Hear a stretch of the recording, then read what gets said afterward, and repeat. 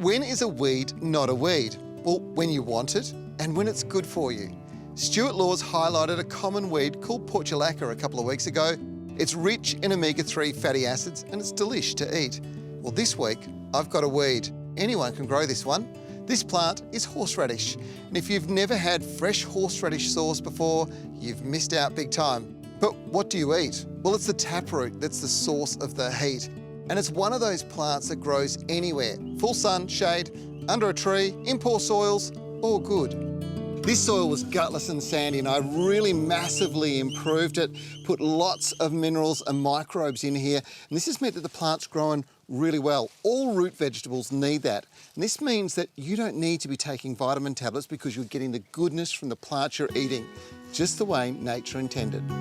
The trick to harvest is to dig the plants up, cut off the tap roots, they're going to go straight into the kitchen. You cut the foliage off and you'll find these rhizomes that each make up a new plant. You just pop them back into some new cultivated soil and stand back.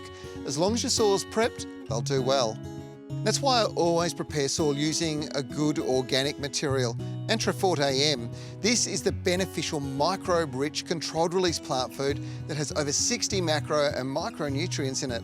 And by adding them into the soil, well, the plants absorb them and use them to grow healthy and strong, resist pest and disease attacks. And 6 months later, each one of these little new plants, well, they'll be delivering roots for the kitchen. Now, I might have shown you how to grow it, but how do you actually use it? That's the most important question. And to make horseradish sauce, it is so easy. All you need, some rough chopped garlic into the Thermomix.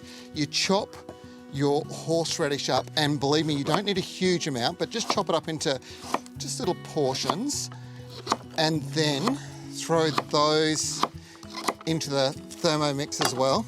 And the key ingredient here is apple cider vinegar, which goes in, along with a few scoops of this stuff, Greek yogurt. It's so good for you, but most importantly, all you need to do is throw this in here, mix it up, and I promise you, the aroma, the flavour that you get from this is simply incredible.